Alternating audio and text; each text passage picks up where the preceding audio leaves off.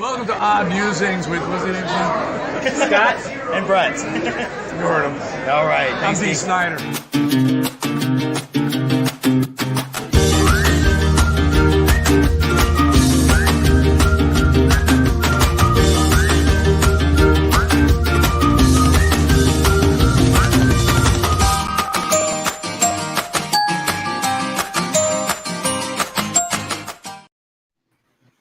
And episode 155 of Odd Musings is live on the Facebook Live and YouTube Lives. How's everybody doing today? It's just Scott and I right now. Doing well. Happy post-Memorial Day weekend. Yeah, we had a holiday, and it was I don't know, a normal day for me in a lot of ways. I just worked it, so I kept my normal schedule. I had nowhere to go. I know some people went up north in Michigan because they opened up part of northern Michigan, so the governor could go to her house and have a good time, and the rest of us down here that don't have places to go. Yeah. Oh, yeah, that was kind of funny, you know. Which surprisingly, she did admit to him asking that question. She claims it was done as a joke that was done in poor taste. Yeah, I don't believe it. And I don't care whether you're Republican or Democrat. You start throwing around your spouse's position to get something you want now, you're a douche. And, now, I didn't realize, I don't keep that close tabs on Whitmer, but I didn't realize Whitmer is actually her maiden name. Her husband is Mallory, is the last name. So I didn't realize that. I saw a post about her from her yearbook, and it said Whitmer. I'm like, well, wait a minute, she's married. This must be fake. So when I looked and I'm like, oh, wait, no, Whitmer is her maiden name. Never mind. Yeah. Yeah, I knew that just because I came across it when she was running for governor and that. So, but yeah, it's one of those things. You know, we don't do a lot of politics on this show, but it's just getting ridiculous here in Michigan. The level the governor has gone to oppress part of the state versus other parts. Right. So. Now, this is interesting. Usually I'm not watching our video in the feed while it's going live. Yeah. I got on. It's actually doing subtitles for us. Is it? It's putting up all of our words. That is new. I did not know that. Yeah. It looks like it's doing it accurately. Well, that's good. Mark Zuckerberg is tracking us. See, really, it's not that it's closed caption for the audience to read. It's so that they have a documented record of what we say. Wow, I actually see that. Yeah, I've never seen that before. I wonder if that's a new feature. Because I don't remember seeing it. And every time I've checked the feed while we're live, I pull up real quick and look, make sure everything's going. So, oh well. What if you cuss on the thing? Telling to me. Yeah. If I'm typing live like that, or is it maybe there's like a really fast human being who's forced to listen to us every week now and type out what we say. Right. That is interesting. Yeah, captions. Oh, I see it. Oh, you click the things and it says captions auto generated. I turned it. You can turn it on or off. Oh, so interesting. Yeah, it's when you're looking at the video. So cool. So this is actually StreamYard. Yeah, I don't know if it's Stream. It might be StreamYard, but it was in the. But no, the setting was in Facebook when I look at the live video there. So that's kind of interesting. That's kind of cool though for those that are watching it that are have hearing challenges, and they can actually just click that and see what we're talking about, and then 2 minutes later shut it off when they go, I don't know what to talk about. Yeah. Right. So, but we do have a couple sponsorships we got to take care of real quick. So I'm going to start off with our longtime sponsor, Loringer Family Chiropractic Center PC, located in Belleville, Michigan, and Dexter, Michigan. They take great pride in providing the finest chiropractic care to each and every patient, offering on-site digital x-rays, massage therapy, orthotics by foot levelers, young living essential oils, aromatherapy, full line of items, all in a family-oriented environment. You can give them a call, 734-697-4244. Visit them online at loringerfamilychiropractic.com. We have a link over at oddmusings.com, so you can definitely check them out through there. I was there yesterday and got adjusted, and also found out it was Dr. Anna and Dr. Brian's 35th wedding anniversary. Oh wow! Happy anniversary. Yeah, they went and spent their anniversary pre-weekend in Iowa with her sister, because Iowa has open restaurants and bars. So they went and hung out there and visited and had a nice little sit-down restaurant meal, which I'm starting to forget what that's like. Yeah, what is that? I don't know. Who And knows? and Kevin's popping in saying hello, but we got one more sponsor here. We've got, well, you got signs Odd behind you. Musings. No, not Odd Musings. It's Team Titans. Who am I? Who am I today? Am I Bardstone? Am I Team Titans? I don't know who I am. But yeah, Team Titans of real estate. Why? Because you matter. As you know, technology keeps moving forward, especially in this time of social distancing. We realize real relationships are what still matters, and that's why Jill and I we really strive to meet you, listen to you, and custom tailor a plan that meets your needs. Real estate's still going strong, and we are. We've got a couple new deals that we've been working on here and bringing them to close soon. So a lot going on. So we're just excited now that we've passed Memorial Day weekend. We kind of are in the ceremoniously start of summer. We won't officially be there till June, but yeah, it's busy. So give us a call, 586-549-6096, and we can help you out. Cool. In fact, I talked to a friend yesterday. Now she's down in my area, but I told her to give you a call, and because everything you guys do is always above board, and even if you can't directly help them, you can at least advise somebody and send them in the right directions. Correct. Yep.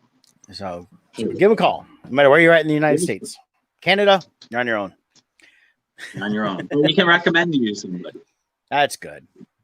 So they closed the border, so we can't cross into Canada, so we can't do anything with them right now. So right. So got up this morning and realized HBO Max launched today. Yeah, HBO Max to the max. Now, I happen to have for my home television service AT&T Uverse, because I have HBO as part of that package. I get the HBO Max at no additional charge. So I was able to get it for free and take a look at it. And there's a lot of cool stuff on there right now. Now their normal price, so they're doing a 7-day free trial. Yeah. And then it's $14.99 a month after that is what they're advertising on their page. Right. And if you were doing the HBO Now, which was their previous streaming service, it becomes an HBO Max. It's using the same app, because it says HBO Now on my Xbox, even though when I clicked to download it, it said HBO Max. So they just ported over the existing HBO Now customers to that. I think it was the same price. So people are able to get it. But if you happen to have HBO, like I said, with a service, check it out online first before you subscribe, because you may get it at no additional charge. There's a lot of listings of the home cable services that get it at no additional charge, which is pretty cool. They got a lot of exclusives. They've brought over the Doom Patrol, which I started watching the first episode before we started. Pretty much everything DC, right? I think so. I think eventually all that's going to hit. They have a lot of the DC animated stuff on there. I didn't see Titans yet, but they did have looked like Batwoman was up there already. So let me bring a lot of those shows into the HBO Max, as well as a lot of their other stuff here. In fact, I've got it up on my big TV, which you can't see. But the thing I was very impressed with looking at this is when you first read up the main page, you scroll all the way down, you see all the kinds of lunch and stuff. They have like all the Harry Potters are up there, stuff like that. But all the way down, they have what's called HBO Max hubs. The big bar is HBO, but then you have a DC channel, Sesame Workshop. This was pretty cool. Turner Classic Movies, a lot of classic movies up there. They have the entire Studio Ghibli up there, so like the Totoro and all those movies. Looney Tunes has their own channel, and they have the new Looney Tunes show, which I watched one of the episodes already. And then they have a lot of classic ones on there too, so you can check that out. They have the collection for anime, Adult Swim collection, so you got like all the Robot Chickens, Metalocalypse, things like that. Same thing with the Cartoon Network collection. So they got a lot of cool things built into it as they're coming into it, more than what just HBO was. So right. I'm very impressed with what they're offering for the money. I mean, it's definitely a lot there. They got a lot of their classic shows. They got all their current movies. Like Joker just appeared on HBO a couple weeks ago. They've got Joker up there, and a bunch of course they got all the DC movies right now that have come out to now. Now, so like do they also have their whole library available as far as like Game of Thrones, Band of Brothers, and those other HBO series? Yes, they have. I don't think they have every series they've ever done, but it's definitely. I'm kind of looking at right. Trying to find the series here. I know, I got my HBO here. They had Game of Thrones. The entire Game of Thrones is up there. They had all the Sopranos, True Blood. When you've got comedy specials, documentaries.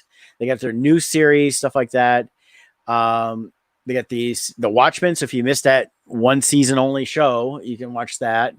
And then the Deuce, which just wrapped up last year, Chernobyl. So I'm definitely seeing lots of, like I said, Sopranos. I mentioned that already. Deadwood's up there. 6 Feet Under. True Detectives are up there. You got the Silicon Valley Barry. Avenue 5, which is a new sci-fi show they've had on this year. I'm kind of hoping they go back and actually pull out a lot of the old classic shows, like because they had shows back in the 80s. And, Right. like First and 10 and things like that. Or Dream On would be one I really would like to see on here. That was one of my favorite shows when that aired back in the late 80s, early 90s. It was just a fun show. I don't remember that. No, yeah, that was a cool one. If you get a chance to check that out, it's worth it. Curb Your Enthusiasm, Sex in the City. Just got all their top ones on here, as well as just tons of movies. They got like the American Pie, the main movie series, American Pie 2, and American Wedding. Bunch of different, all kinds of movies all over the place. So it's actually a really cool launch for them on what they've got going on. And, so I definitely, will be exploring this a little more. I always like their comedy specials. So I'm hoping they're going to throw up like a lot of the old classic comedy specials. They have documentaries, things like that. So it's going to be, I know there's so much out there now of streaming services to choose from.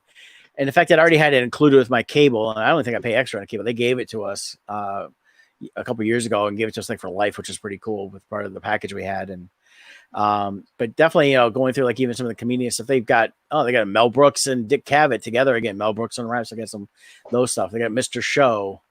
Hey, Pee Wee Herman Broadway show. There you go. Hey. So so definitely I'm very impressed with the lineup. And then there's our princess, Carrie Fisher, Wishful Drinking. That was a great special. Oh yeah. And that and then they got the kids stuff with the Sesame Street, since they have all that now. So that all launched today.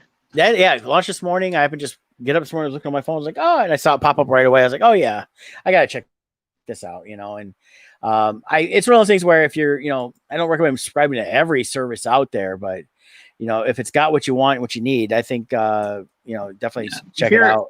If you're a big DC fan, especially since it looks like they're getting the whole catalog. Yes. So that'd be neat.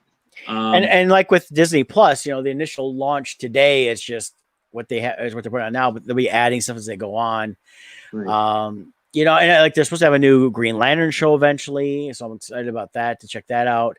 I'm actually really excited to go through and watch some of the animated stuff. They even have the Batman movies from the 80s and 90s up here. So, yeah, they got Batman Beyond, Return of the Joker. I've been wanting to see that. They got the Dark Knight Returns movies. The Killing Joke's up there. So they got you got Catwoman, but nobody cares about that. And they do have the Ryan Reynolds Green Lantern. So, and then Jonah Hex popped up. They got some of the Lego ones. Steel. They got Steel up there. I haven't seen that in forever. Shaquille O'Neal. Yeah, and then they got the Teen Titans, the good Teen Titans cartoon. That's funny. Shaquille O'Neal, I was watching something the other day, and they were showing him like when he was I don't know if it was The Last Dance or if this was something else, but they were showing Shaquille O'Neal when he was first in the NBA, and they're talking about how mobile he was and how he could run up and down the court. Yeah. Like, this is old. Yeah.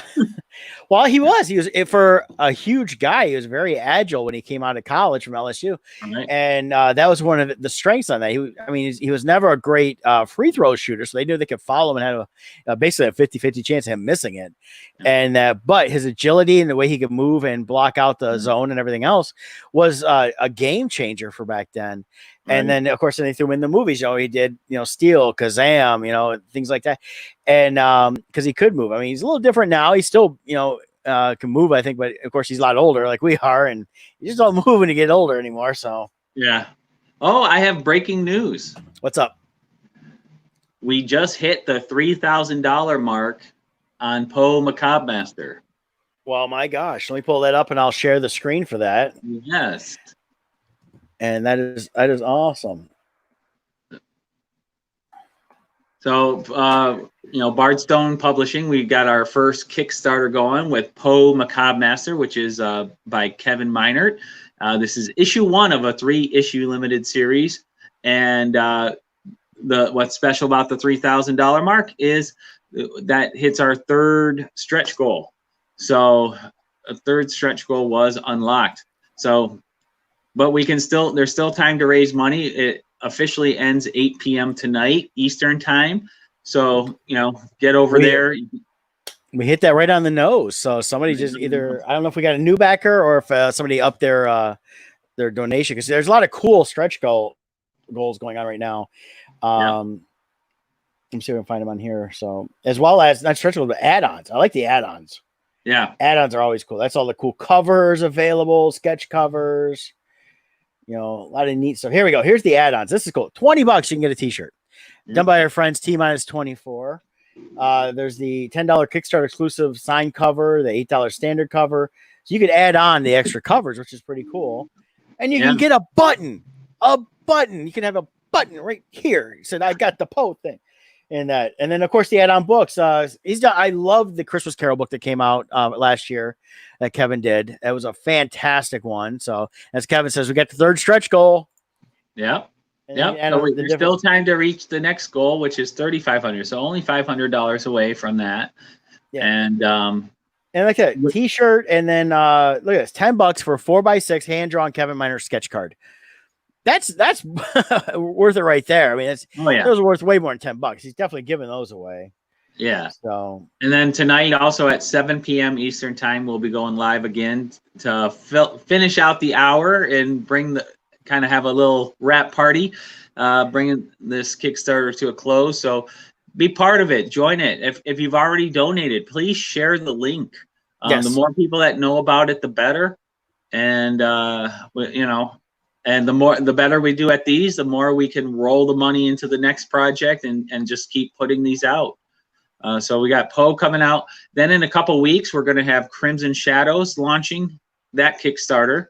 And that'll be taking us through Tampa Bay, which is July 10th, 11th, and 12th. So let's see, July 10th, 11th, and 12th, which would mean if we had it end on that Wednesday, that'd be the 15th.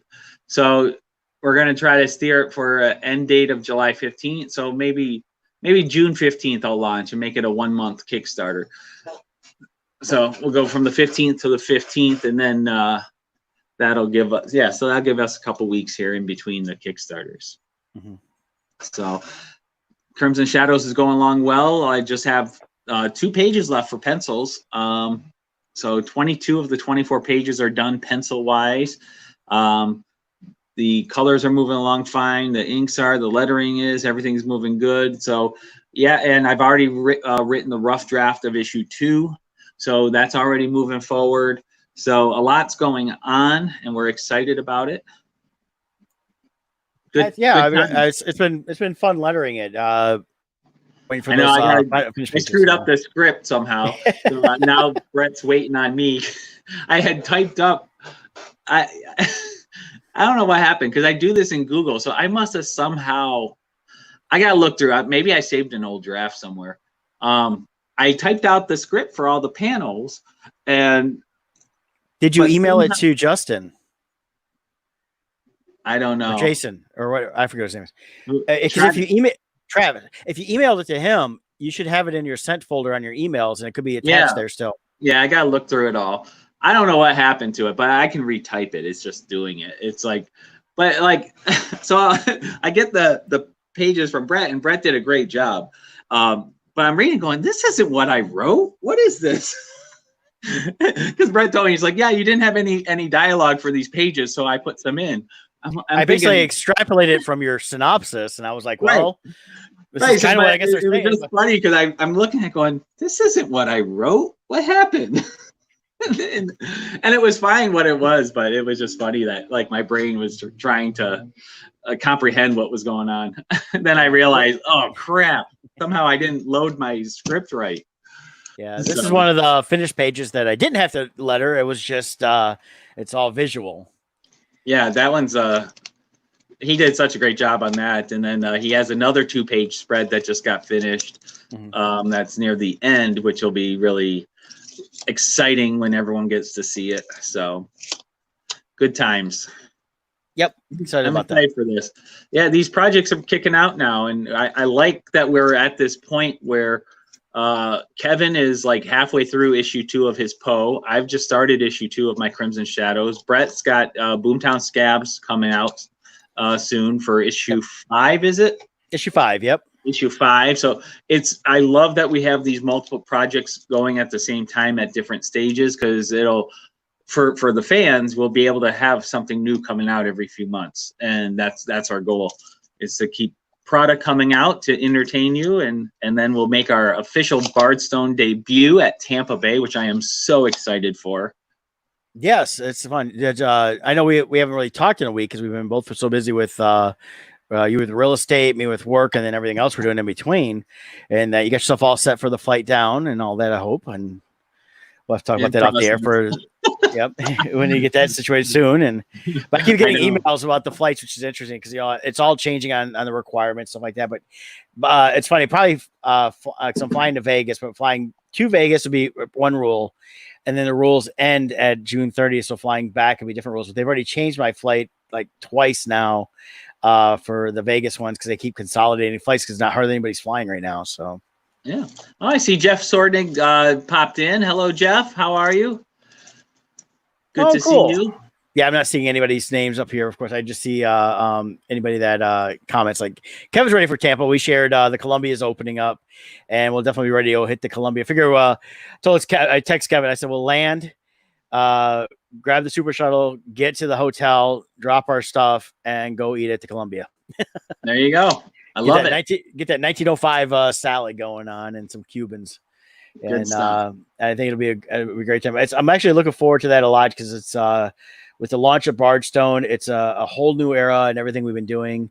And it's funny. This is kind of like when I first started doing comics, we started with comics, and then we added Prince in there, and John passed, and so everything changed. So this is like almost my 4th iteration in comics now, of kind of relaunching stuff, but still continuing on everything I started from the beginning. And it's just an exciting time. Real excited about all this. Yeah, me too. It's going to be fun and a whole different game plan than or animal than what we were doing before. So this is really good. Yeah, I made said it before a couple times. This is the last year for any of the fan prints. I may still have some down the road, but nothing like I've got now. But definitely anything I have now is all I'm going to have this year. So when it sells out, it sells out. Because I really just want to concentrate on getting books out, publishing, writing, creating, stuff like that. And doing fan art, unfortunately, takes too much time away from all that. Right. So, but yeah, so besides all that going on with us, we'll be talking tonight some more at Bardstone for 7:00. Join us, grab a beer, and hang out with us. But we've got a kind of a historical moment today. It's going to be the first launch of a spacecraft with people from the U.S. In almost 10 years since they ended the shuttle missions. Yeah. So this is exciting. Let's see. It's scheduled to launch at 4:33 p.m. Yep. Today. Now, what's interesting about this is there's a lot more involved with getting the weather right than usual. The reason is there's actually an escape pod built into the top of this thing. So if there's any issues anywhere between launch all the way up to initial orbit, they can jettison out and then they'll go down to the ocean. So whereas typically they just have to have a clear window for the launch, they also have to have clear ocean conditions and waves and everything else happening in this huge area that they could land in should they eject at any point in the launch. So they said there's like 50 regions or something they have to monitor simultaneously before the launch. Oh, wow. I didn't realize all that was going on. I hadn't read too much on it. I just heard it was going on, and I've always been excited. I love anything going on with space and the having new orbiters and things like that. And it's just cool. That's a great shot there of it up on its pad and that. So. Yeah, it's really cool. I wonder, I mean, the thing is, SpaceX is a private enterprise owned by Elon Musk, if I'm correct. I'm curious how that's going to work because NASA is government, and with Space Force being developed, I just wonder, is the U.S. developing their own shuttle program, something to replace what we had? So that they're not relying on a private enterprise, or I'm curious where that's going. Yeah, I believe that they've been launching SpaceX from was it Cape Kennedy still? I think Kennedy. Yeah, Kennedy. They changed the name like 3 times in my lifetime, so it's like Canaveral, Kennedy, Canaveral. Yeah, Kennedy Space Center in Florida. Yeah, Kennedy Space Center, and the thing with that is, I believe they lease the space for SpaceX. SpaceX has been shooting off rockets there, and they're the only ones shooting rockets off there for the last several years because they do all the launches for the any of the satellites. They've been sending payloads to the space station, things like that. So they're the ones that are actually handling this and launching the people for the first time since 2011, so 9 years.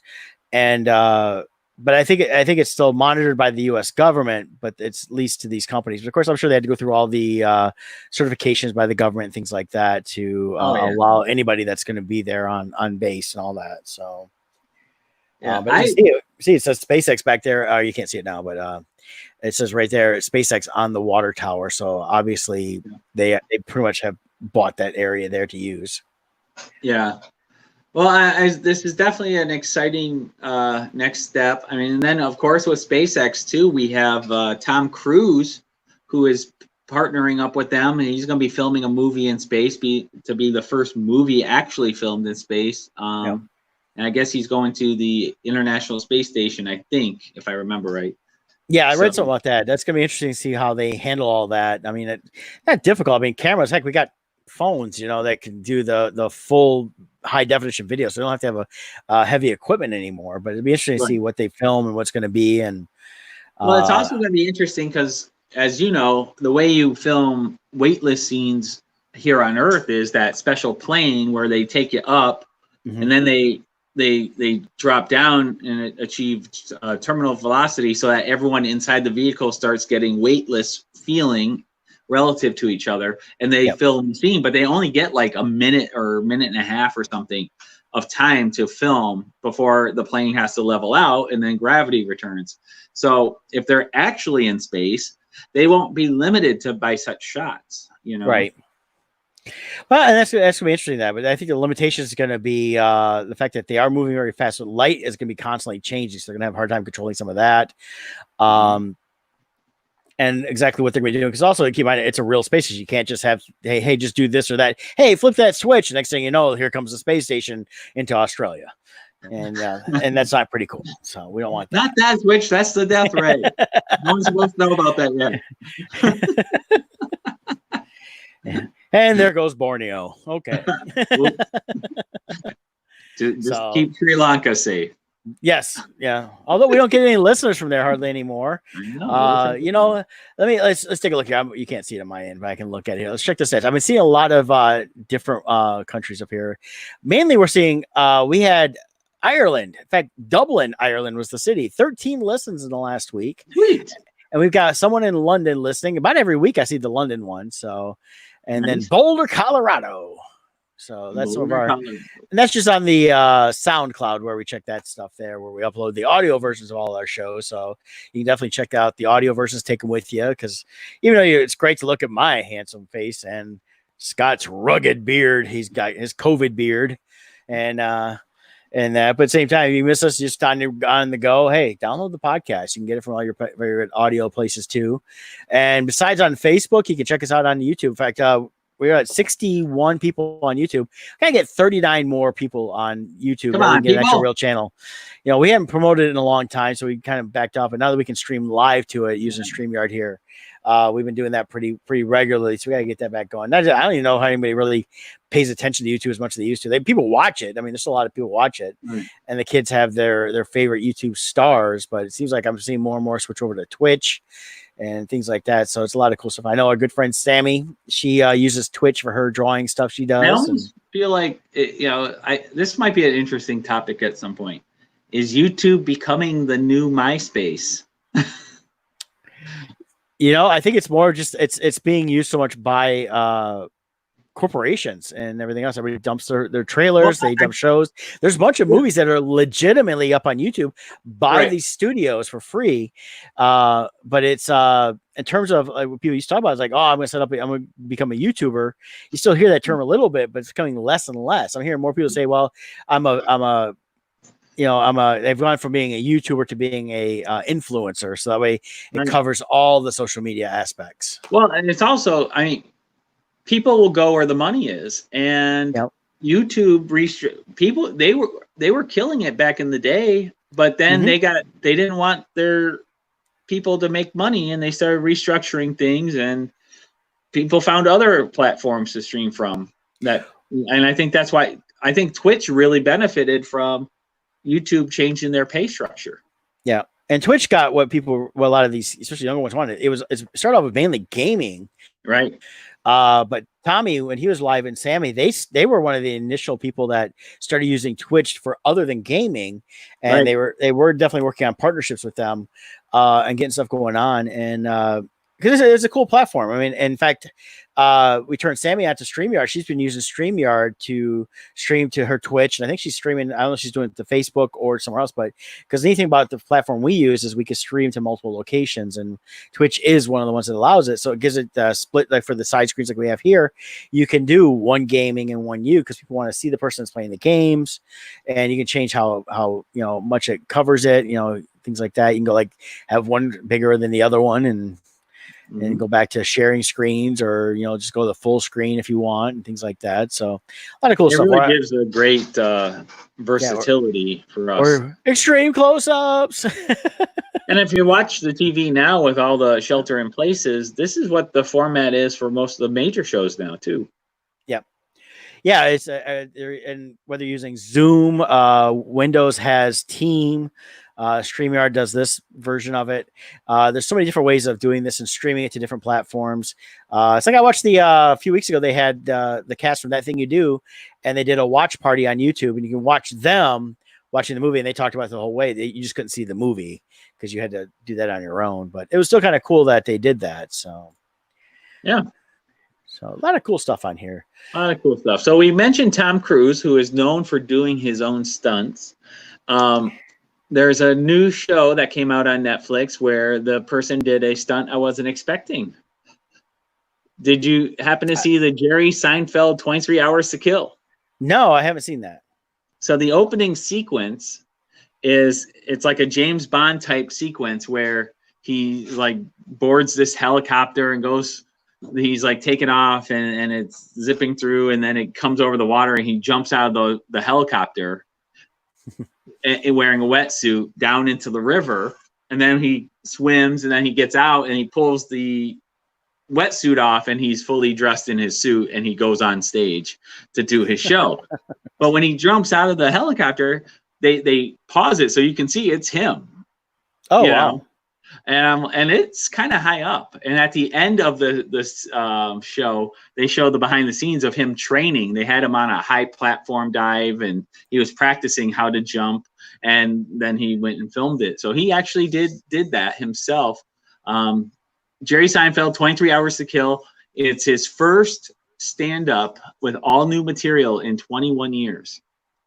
Wow, I knew it'd been a while. I saw some promos on it, and I've been okay with him. I was never a big Seinfeld TV show fan. I watched a few episodes here and there, and they were okay. That just never really grabbed me. Sometimes I like to stand up, sometimes I didn't. So I was never a huge fan of his work.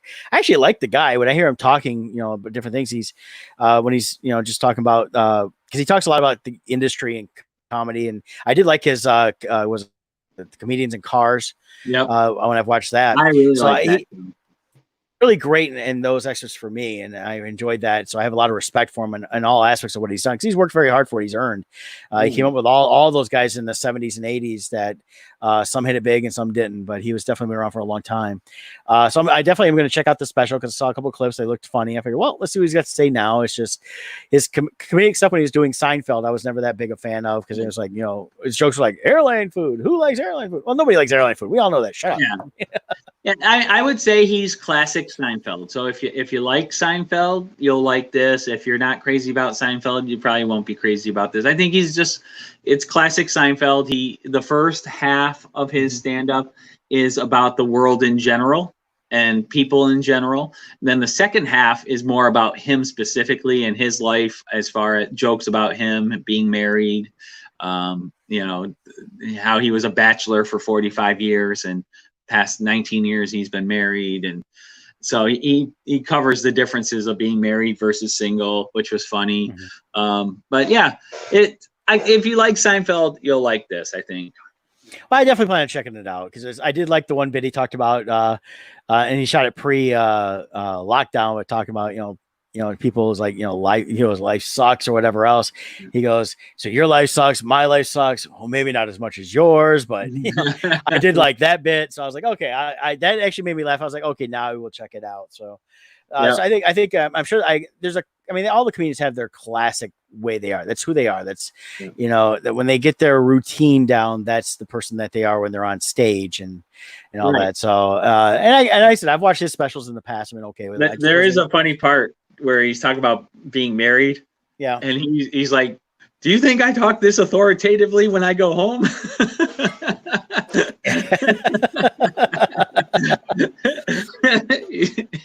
He's like, no way.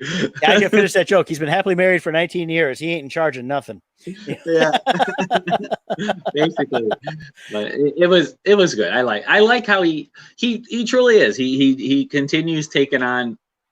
His jokes are almost timeless, because he's not talking about the specific items so much as the overall behavior. It's about, like you said, it's like his show was a show about nothing. And so it's situations, and all of us have experienced those situations. So that's where the funny comes in, is we all identify. And even when I watch old Seinfeld episodes, people still have experiences of, well, not now because we can't wait in restaurants, but when we used to go to restaurants, here in Michigan we can't.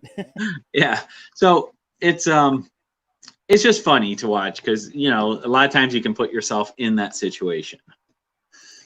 Yeah.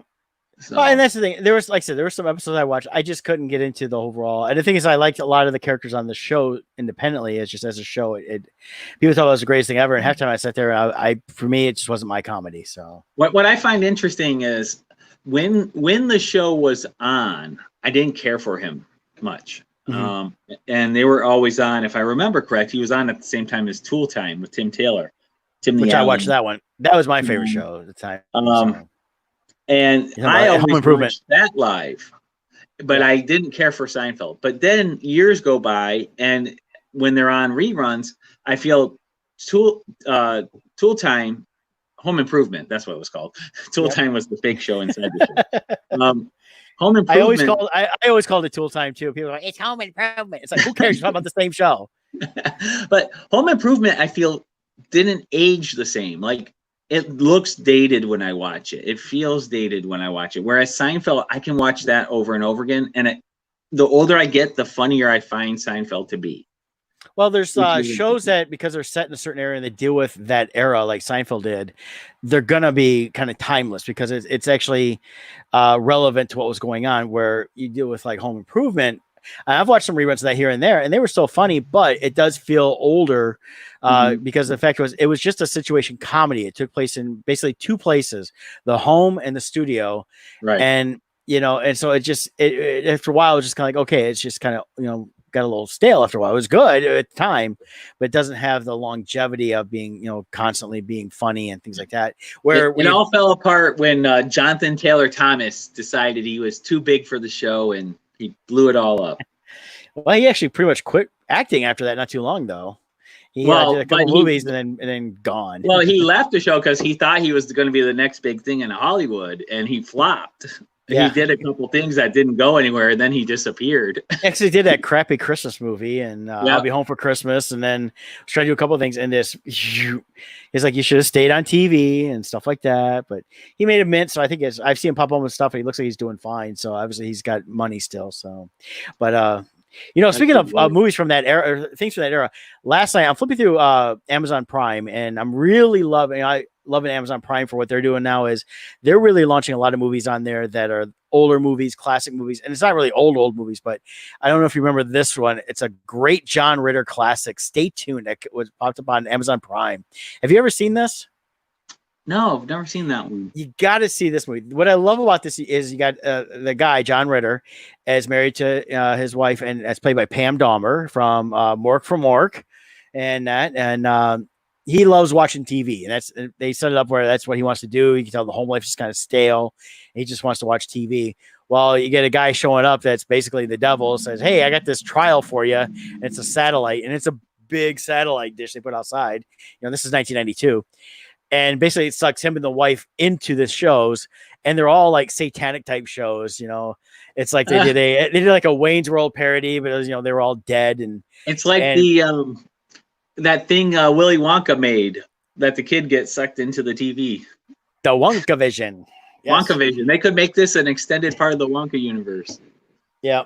But I watch it. It's got a little dated feel to it. It's funny though. It's got some really cool sequences though. There's a whole segment. I think it's almost 7 minutes long. It seemed, and it was animated by Chuck Jones. And it's so they were in a cartoon where they were mice. And nice. So let me see if it'll pop up. I know we get trouble for streaming. So there'll be no sound. But this is the trailer here that was on IMDb, and it's Warner Brothers did it. Morgan Creek. Jeffrey Jones is the devil. So that worked. Nice. Yeah. The silencer of the lambs. Yep.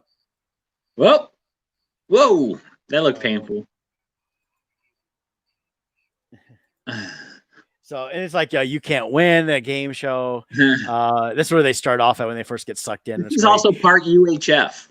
Yes, and actually, this came after UHF, so it definitely had that inspiration to it.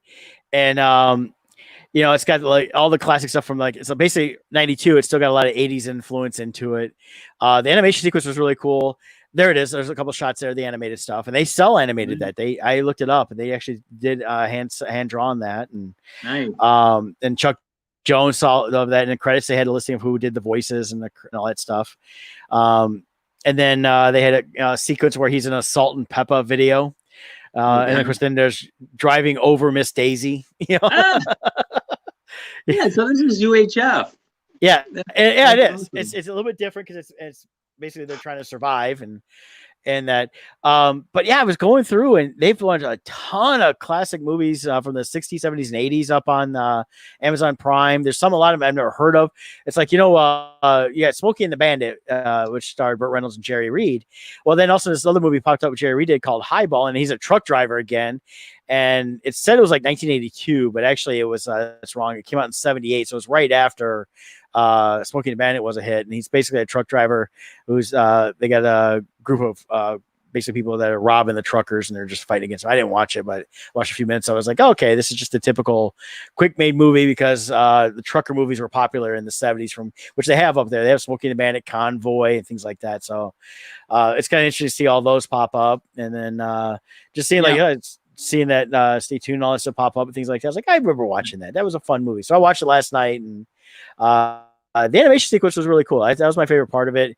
But the video when he's dressed, he looks like Prince with the turban thing and the suit on, and he's in the Salt and Pepper video with them. And then they did like an outlaw Josie Wales / Man with No Name type sequence, and mixed in with like a classic movie with the girl tied up on the train tracks. So definitely check it out. It's a fun movie, and a little dated in some ways. I mean, he got a big TV. It was a 45-inch. It's a square TV, and then they did the big satellite dish out back and all that stuff. It's like, it definitely sets the era for that, but it was still kind of fun.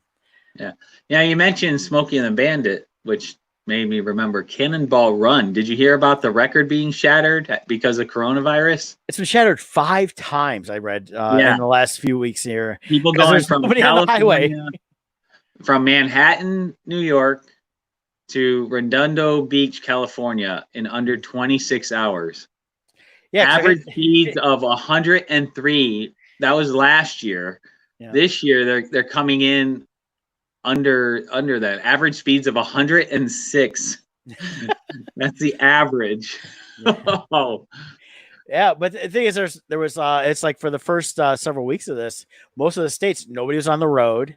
I know going out when I was going out working every morning, it's gotten busier now. It's almost back to normal traffic, feels like, in a lot of ways. Still not as backed up on the highway in the morning at 7 o'clock like it usually gets, but there's a lot more traffic all day long. But initially there was nobody on the road, and it was just, and people are still driving like there's nobody on the road. I got people past me doing 100 miles an hour on I-94 here in Ann Arbor. And it's crazy because I seen one, he come whipping down, probably doing like 80 or 90 easy. And he actually passed the guy on the shoulder on the on-ramp and went around everybody over off of State Street heading eastbound on 94. And I was like, you're going to kill somebody, you moron. There's like 30 cars right in that zone. Yeah. Yeah, this particular one, they did it in 26 hours, 38 minutes, 48 seconds. Wow. And the driver goes by the name Captain Chaos.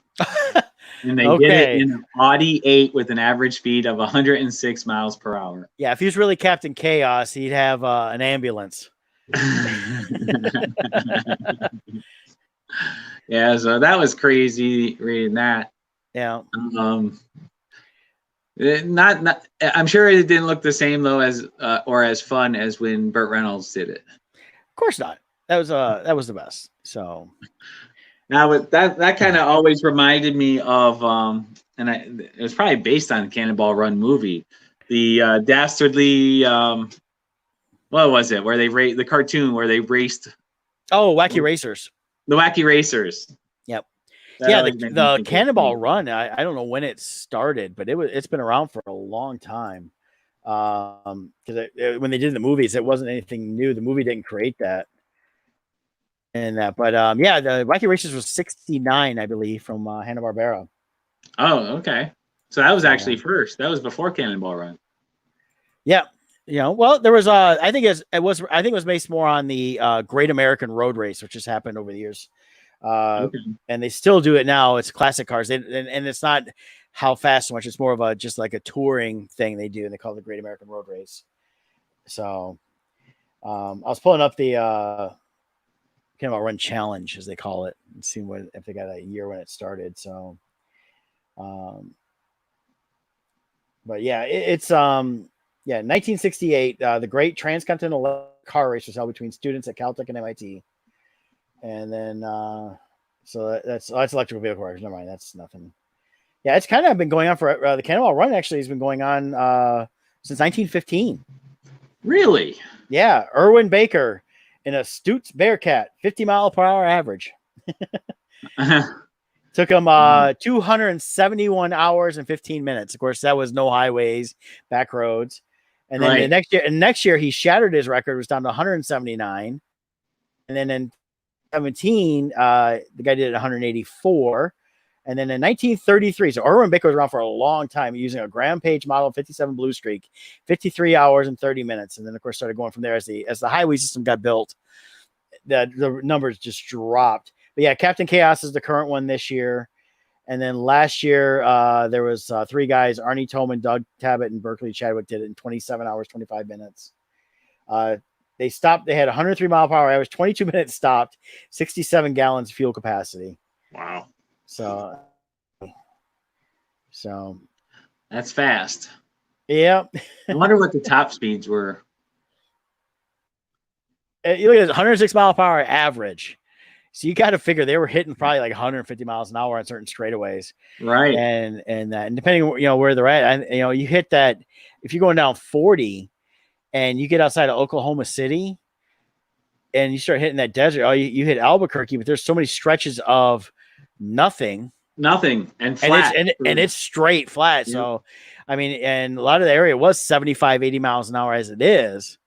And you got these guys doing, and I remember driving that out to Phoenix and that for the Phoenix Comic Con, and we were getting passed by people. We're doing 75, 80 miles an hour, which is the speed limit. And we're getting passed like we're sitting still. People were just doing 100 to 120 easy. Right. So, and then there are some segments out there that if you know the roads, they are 0 speed limit and it's just go. Right. So craziness. Yeah. So let's see, where are we at? Let's check in on Poe Macabre Master. Any movement? Let's see here. We're still at 3,000. So come on, people. So everybody listening to that stuff, right now it is 10:50 a.m. Eastern time. You got until 8 p.m. Eastern time to support this. It's a finished book. It's fully backed. It's coming out. You're gonna get your stuff. Kevin's got swag in the garage, whether you like it or not. Exactly. And Kevin's got a garage full of swag he needs to send out to y'all. And t-shirts will be made by T-24, so you can get your side. They were really cool. And then so definitely check it out and some support. I mean, 82 backers are joining there. $3,000 exactly. I don't know what's our next stretch goal if we were to hit a stretch goal. I think it's a special cover if I remember right. Let's see. Like it's let's see. So far down. Let's see. Extras. Stretch goals. 3,500. So the Kickstarter exclusive cover will be upgraded to a premium glossy cardstock cover. So it'll be a nice thick glossy cardstock. Yep, with that awesome artwork Kevin did, it'd be really great on that glossy cardstock and give a nice firmness to the book. And gonna be printed by our friends at Ready Comics and that. So there's Kevin. He'll be joining us tonight and crack open a beer and talk about the Kickstarter. Maybe talk a little about Crimson Shadows for our next one. Real excited about that. And then get planning for the launch of Bardstone with this Kickstarter and Tampa Bay Comic-Con. Tampa Bay. Yeah, I'm excited for that. Yeah, speaking of them, they announced the company that does Tampa Bay announced that the Atlanta show is going on at the end of July. I heard that. And the thing is, and people were like, it's not them just saying we're just going to do it. They're working with the local authorities. They're working with the facilities. They're making sure everything falls in line with all the regulations and that are out there. So they did that with Tampa before they said we're on for sure. And same thing with Atlanta. And they announced the Indiana Comic Con will be weekend of May 7th next year. So hopefully be able to do that. Because I was hoping to do that this year. July 31st through August 2nd for Atlanta. Yep. Yeah. So that's going on. So, I mean, there's a lot of cool stuff going on now. I look at it like this, guys. Those who are watching our show, if you're worried about the Comic-Cons, don't come out. Stay home. You can always buy from us online and let us know. Right. We'll get you the stuff. But those that are ready, healthy, come on out. Check us out. Make sure you're supporting all the independent artists that are set up there. Spending money with them as well. They'll have some celebrities in that, but keep in mind, we're the bigger celebrity because if it wasn't for us, there never would have been a Comic-Con. That's right. So, but really excited about all this stuff going on there. So Scott, what else is going on, man? Is anything else new on your world besides the real estate? The last Friday was a new episode of Disney Gallery. That was really fun to watch about the Mandalorian and seeing the technology of they call it the volume, the giant LED screen, circle screen. It's kind of interesting. Yeah, I watched it. The idea of that LED screen. I mean, I had an idea about it because they talked about it a little bit. I like to show that it came from him doing the Jungle Book and where the ideas came from, and then the fact that we can just build this whole, and it's an enclosed area, so like the roof even is. Well, it's sky. That's all LED too, so it's not even out in the open air, though it feels like it. And like they said too, like even like the reflections in the armor and everything else, it picks all that up. Yeah, they basically built a great real world environment virtually, but still physical at the same time, which is completely changing filmmaking all for the better in a lot of ways and giving them options to have these exotic locations and they don't have to travel to them all the time. And that's going to be quite the amazing studio. I mean, they even when they're not filming Mandalorian, they could probably make them good money renting that out to other film productions. Well, it's like here in Michigan, we had in Pontiac. They had the film studio for several years, and they shot Superman up there. They shot the Return to Oz movie that they did with James Franco, and a bunch of other stuff. They did Batman vs Superman there. It was a green screen studio, so it was all designed around that. This takes it to the next level. It's where it's real time rendering of the environment with the physical actors, and they still have to go in and do some final CGI and changes and things like that. But for the most part, you get almost a real time rendering at that point. So it definitely helped out with the editing. And that's why they were able to announce, hey, we finished filming and this show's coming out on time, because we've got, I think, gosh, a big chunk of it's done in camera, which is great. So it gets the in camera effects, which is what Star Wars was always known for, was more in camera than just CGI. Yeah. And also the point that was made in it was how by using the advancements in technologies they have right now, it's actually allowing all the other disciplines to actually go more old school. Yeah. The actors, they're not staring at a tennis ball saying, okay, this is the monster's head. They actually see it and they can see the size, and everybody's reacting the same because they're looking at the same thing. The lighting, they don't have to pretend there's fake lighting. It's because the screens are projecting the light. And it's really cool. Yeah, I loved it. I loved them talking about it. Favreau really has become the modern day Lucas, with the innovations he's bringing into the filmmaking. Yeah, it's complete homage to George on all this too. This is where Filoni and Favreau combined are George Lucas. Yes. It's like Favreau has all that forethought and technology knowledge. Filoni has the heart, and they put them together. It's like Super Lucas gets formed. And yes. But it was also cool them showing the flashback of George Lucas talking about how, there will be a day where you can do all this, and he's talking about it. And Bryce Dallas Howard was saying how she remembered him saying, you'll be able to do this in your garage. And when she first walked on set, she goes, "Oh my God, it's George Lucas's garage. This is what he always talked about."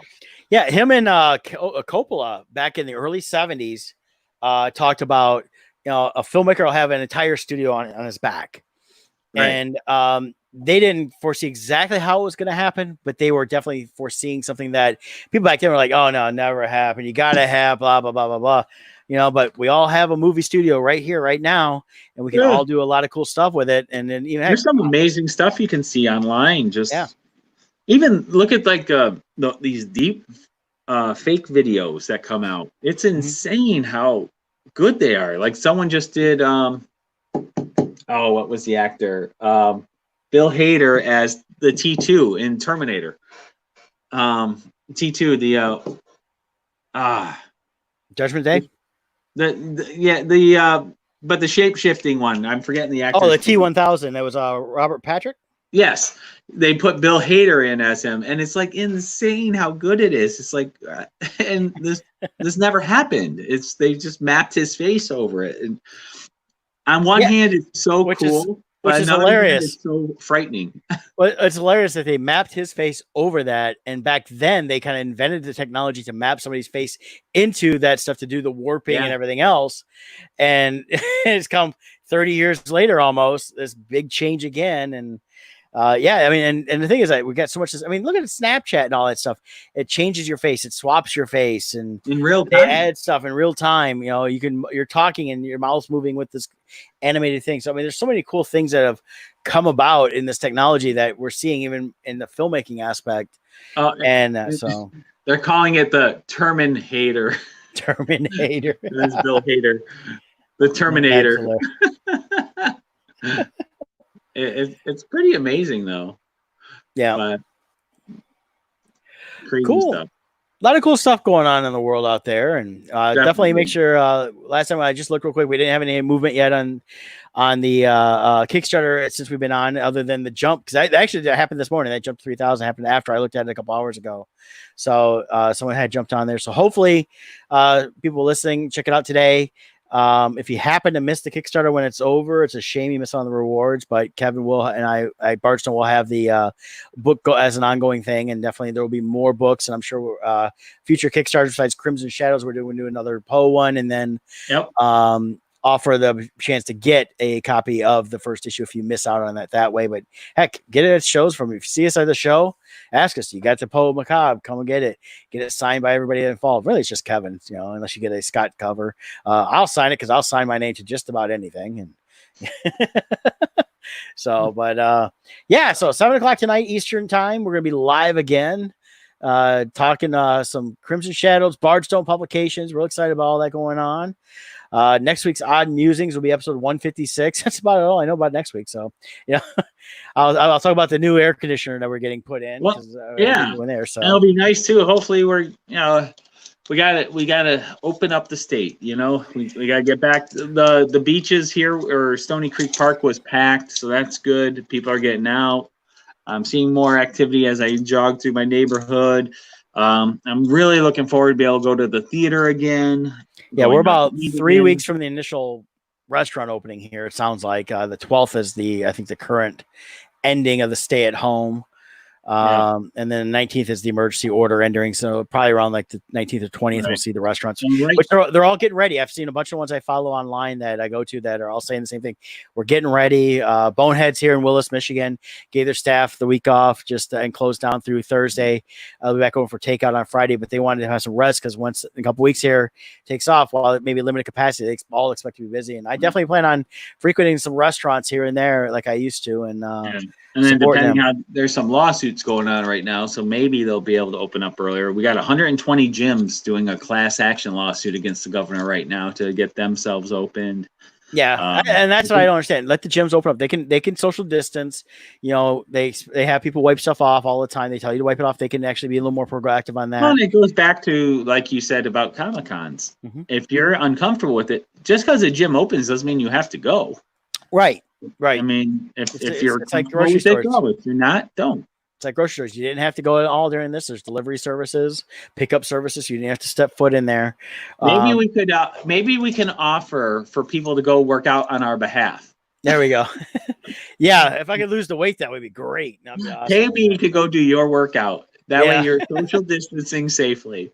Yeah. Well, we need that to open up, and we need to get the hair places open up because this is getting really bushy in the back here, and I'm ready to get this cut, and because it's already hot out. And actually, if I do this, I kind of have a Jeff Swordnik going on. You got to grow it longer. He's got the I got to get it, and you got to color it. So we'll get you some hot pink or something going on. So. If I get rid of the sides, I can do like a massive goatee. Actually, what it reminded me of is that movie Stay Tuned I talked about earlier. There is the wrestling scene. Lou Albano is in that. So nice. So Captain Lou is in there. So you have to check that out for that. So all right. Well, any parting words for you today, Scott? Live long and prosper. All right. Everybody be safe and be well. We'll see you live next week and tonight.